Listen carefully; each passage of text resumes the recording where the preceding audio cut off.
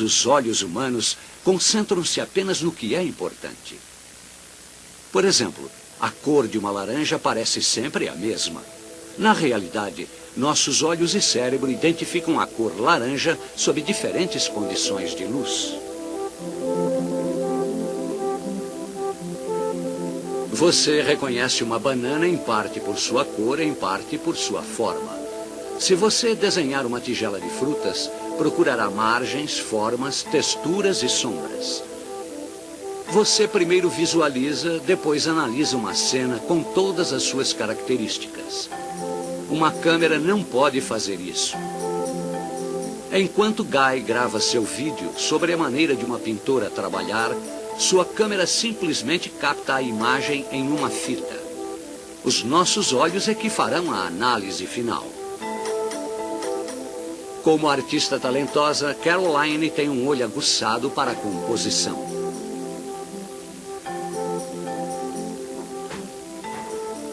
O cérebro e os olhos dela sempre trabalham juntos para ver e interpretar o mundo. E é também por meio dos olhos de Caroline que, muitas vezes, as outras pessoas percebem a sua personalidade. Nossos olhos são uma janela para nossa inteligência, nossa consciência. Muitos dizem que é a janela da alma. Eles certamente revelam o foco de atenção de Caroline, mas também mostram quando ela está cansada ou distraída. Eles exprimem nossas emoções, nossos sentimentos de alegria, de raiva ou tristeza.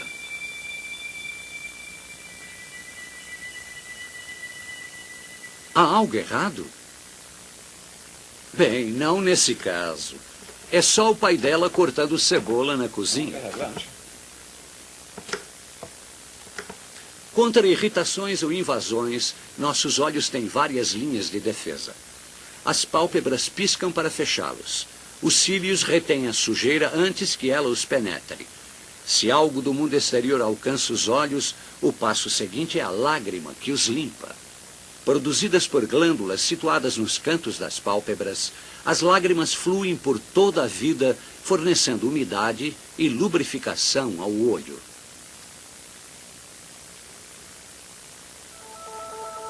Outras glândulas na pálpebra inferior produzem óleo.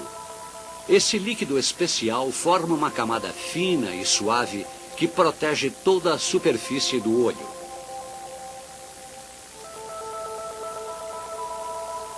Além de lubrificar e carregar as sujeiras, ele contém células de defesa e anticorpos.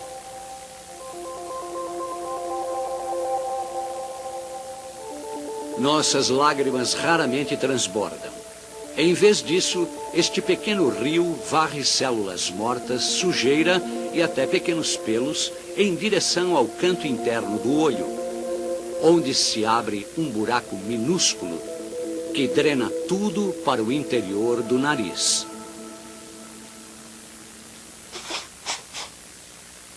Você pisca por dia o equivalente a meia hora de olhos fechados. Caroline, satisfeita com seu esboço, passará agora para a tinta a óleo. Quanto mais ela se concentra, menos ela pisca. Todo olho é uma bola com 1 polegada de diâmetro e 9 gramas de peso. Sua rotação é comandada por uma combinação de 6 músculos.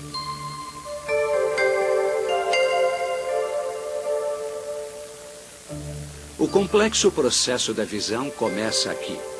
A luz penetra o olho através de uma janela transparente no globo ocular, a córnea. Sua superfície saliente dirige a luz para um foco dentro do olho. A córnea é uma espécie de para-brisas equipado com sensores de dor para proteger este órgão frágil. É formado por 3 camadas principais. A região central é muito fina e elástica, apresentando poucas células que se renovam constantemente.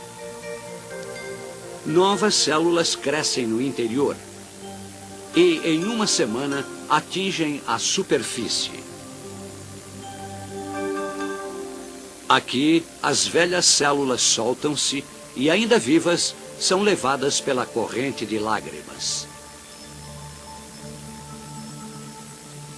Para focar com precisão, a superfície da córnea deve estar totalmente lisa. Para corrigir qualquer irregularidade na camada externa das células, a película oleosa das lágrimas garante um bom acabamento. Pequenos vasos sanguíneos suprem o branco de nossos olhos com oxigênio e alimento e param abruptamente no canto da córnea. Assim, temos uma janela transparente para o mundo exterior. Atrás da córnea, você encontra a maior atração do olho, a íris.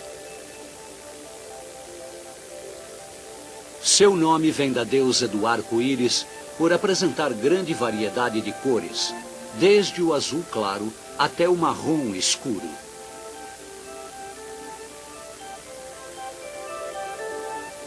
As cores são herdadas e não afetam o modo como o olho trabalha.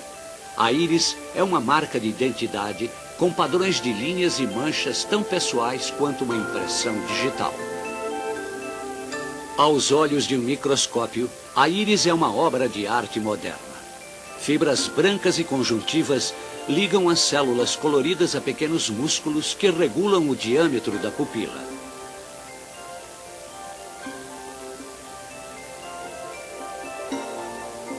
Ela aumenta quando está escuro e diminui quando a luz é brilhante. As emoções também podem influenciar a pupila. Ela fica imensa quando estamos apaixonados. Olhando através de uma pupila dilatada, apenas parte da visão fica nítida. Ao acender uma luz, a pupila diminui de diâmetro e os objetos no campo visual tornam-se focados. A íris é envolta por um fluido claro. Produzido por glândulas situadas atrás da íris, ele flui o tempo todo para alimentar partes do olho que não têm suprimento direto de sangue. O fluido corre através da pupila para banhar o interior da córnea. Atrás da íris, ele lava a lente do olho, o cristalino. Visto de dentro do olho, olhando para o exterior, está o cristalino, fino, amarelado, preso por fibras como uma roda. Todo cristalino é envolto por um anel muscular. E esse músculo pode se comprimir e alterar sua forma, regulando o foco. O cristalino se torna mais curvo e espesso quando você foca de perto algum objeto. Infelizmente, a perfeição deste mecanismo não costuma durar a vida toda. Quando envelhecemos, as células no interior do cristalino começam a morrer. Congestionado por camadas mortas e inflexíveis, ele endurece. Depois dos 45 anos, muitos de nós temos dificuldades em focar objetos próximos. What's next? I'm just putting in the shadows here, just to give some form. What do you use for that? Payne's grey and mauve. O pai de Caroline tem mais de 45 anos. Put some glasses on. Okay, so it's mauve, blue shade it says, right, okay, blue shade. You can see the picture better now too. Caroline ainda é jovem, não tem dificuldades em focar a sua pintura.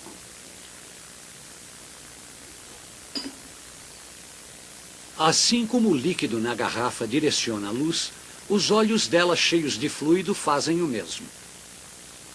Quando ela olha para um objeto, a luz se dirige para o olho, passando pela córnea, pelo cristalino e por uma gelatina transparente, focando-se na retina. Trabalhando sua pintura, Caroline não tem consciência desse estranho fenômeno. A imagem chega invertida na retina. Lá, o estímulo luminoso é transformado em impulso elétrico que é levado pelos nervos ópticos até o cérebro, encarregado de reconhecer o objetivo visto. A retina ocupa 2/3 do globo ocular. Quando examinamos um corte desta camada, é como se alguém tivesse bagunçado os circuitos. A luz tende a atravessar uma densa parede de células nervosas antes de atingir os sensores. Estas são as células que fazem a diferença entre a visão e a cegueira. O número de receptores de luz que você tem em seus olhos é maior do que o número de habitantes dos Estados Unidos, 270 milhões. Há dois tipos de receptores na retina. A maioria é feita de células longas, finas, que veem bem em luz fraca, mas só podem detectar imagens em preto e branco. O outro tipo de receptor são células pontudas chamadas cones. Elas registram cores, mas trabalham melhor com luz forte. No centro da retina há uma região escura. No meio dela, o microscópio revela uma cratera. Esse pequeno buraco é coberto exclusivamente com cones, e a parede de células nervosas que os cobre é mais fina.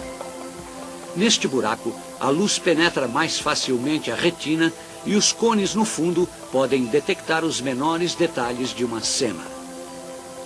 Sem pensar nisso, Caroline mantém o pincel próximo ao centro de sua visão para que a imagem caia no buraco coberto de cones. Assim, sua vista é mais aguçada no centro e meio imprecisa em volta. O centro sensitivo da retina é frágil. A luz intensa do sol poderia queimar todas essas células.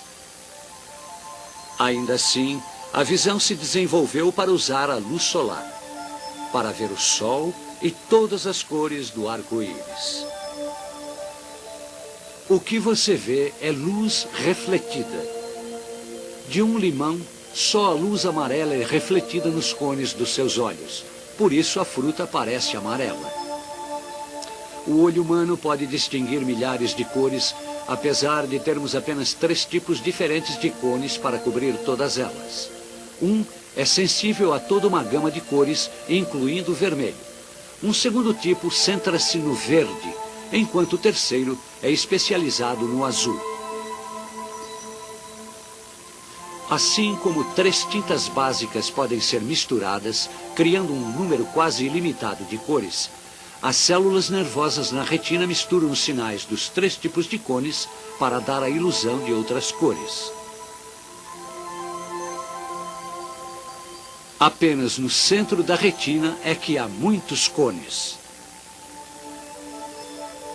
Indo para a borda da retina, os detectores de luz fraca, os bastonetes, assumem. Neste corte, os cones são superados em muito pelos bastonetes cegos de cor. Por isso, as bordas de nossa visão veem o mundo de um jeito nebuloso. Nessa parte há menos cores também. Tudo na visão depende de reações químicas no interior dos cones e dos bastonetes. A reação mais importante acontece quando a luz bate numa molécula de cor púrpura. Ela absorve a energia da luz e a branqueia, assim como um filme exposto à luz em uma câmera. O olho salta de lugar, evitando com que as células fiquem superexpostas. Diferente do filme, a púrpura visual pode ser reciclada e reutilizada. O olho nunca fixa por muito tempo um mesmo ponto. Talvez por isso a técnica de corte de cenas de filmes funcione tão bem. Ela repete o que nossos olhos fazem na vida real. Mas o que a câmera faz com facilidade, girando a uma velocidade constante através de uma cena, é impossível para o olho humano. Este deve fixar e analisar uma série de pontos ao longo da linha. Mas ao focar um objeto em movimento, como o pincel, o olho rastreia suavemente.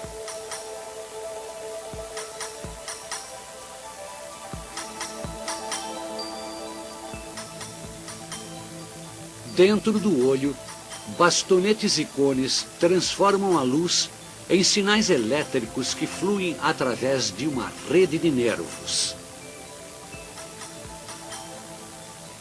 Mas todos esses nervos são mais do que apenas fios carregando mensagens ao cérebro. Como uma vasta rede de computadores, eles analisam os sinais para determinar onde estão as linhas e as bordas do que vemos.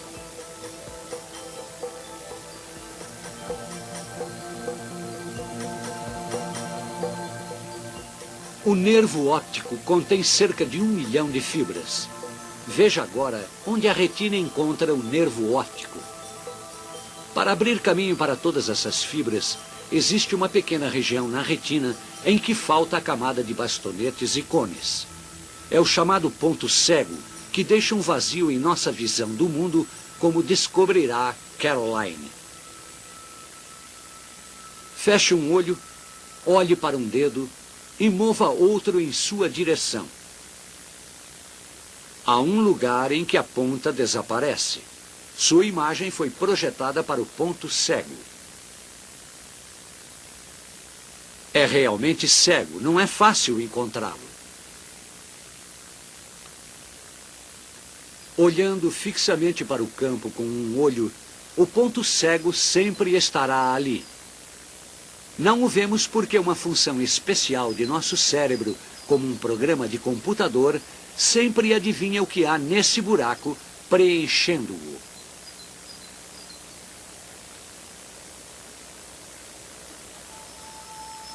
Outras funções no cérebro ajudam a medir velocidade e distância. Como todo animal que caça, desenvolvemos nossos olhos na frente da cabeça. Aqui os olhos de Caroline vesgam para mostrar a ela a distância do pincel. As distâncias nesta pintura são ilusórias. Ela é plana, mas nossos olhos podem ver 3 dimensões. A câmera revela como. Enquanto se move, captura diferentes pontos de vista, da direita e da esquerda. Nossos olhos também passam ao cérebro 2 imagens, mas este tem um programa que as combina. No lugar dessa mistura, achamos que vemos uma imagem em 3 dimensões. Assim, Caroline pode direcionar seus olhos e sua atenção à pintura. Os sinais elétricos que ativam esses programas traçam seus tortuosos caminhos através do olho até a parte de trás do cérebro, onde percebemos a visão. Mas enquanto os sinais se separam e se combinam, eles se parecem cada vez menos com a pintura que ela acredita ver. O cérebro seleciona os componentes da cena. Ela vê formas complexas, cores sutis, e deve ver e guiar o movimento de suas mãos em resposta a esses sinais. Uma parte do seu cérebro analisa a imagem e seleciona linhas e margens. Os sinais movem-se para uma segunda região que interpreta cores e movem-se de novo para detectar movimento, dando a cada estágio um maior sentido ao mundo exterior. Com tanta complexidade, o cérebro pode enlouquecer. Obviamente, isto é um triângulo equilátero branco. Não, na verdade, não passa de uma ilusão óptica. Olhe para ele do ponto de vista de Caroline. Os lados sequer são iguais. E o que é isto? Parece uma tranquila casa de campo. Na verdade, são apenas linhas no papel. Seu cérebro forneceu a interpretação. Isto é um vaso ou são 2 rostos? Você está diante de uma ilusão óptica quando há mais de um modo de interpretar o que o cérebro vê. Mas esses momentos de confusão são um pequeno preço por todas as vezes em que o cérebro acerta tudo. Aqui, a câmera apenas grava um objeto branco mudando de posição e tamanho. Nosso cérebro vê um cavalo em nossa direção. Nosso computador cerebral faz com que as cores permaneçam sempre iguais, mesmo se a luz mudar drasticamente. A câmera enfatiza as mudanças reais, enquanto o olho e o cérebro insistem que o laranja é sempre laranja.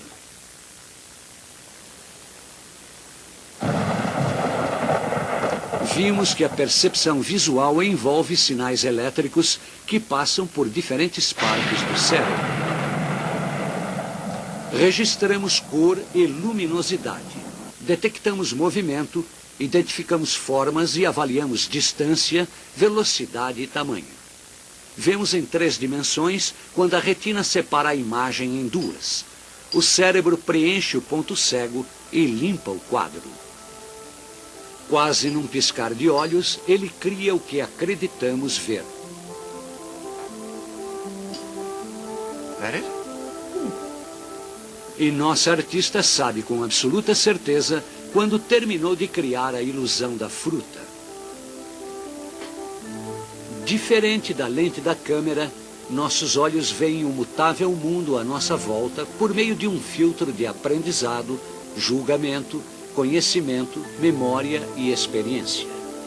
Dizem que a câmera nunca mente, mas talvez o olho o faça. Os olhos dizem mais do que precisamos para saber sobre o mundo que nos cerca. Okay, out it comes. Talvez a maior parte da visão seja ilusão.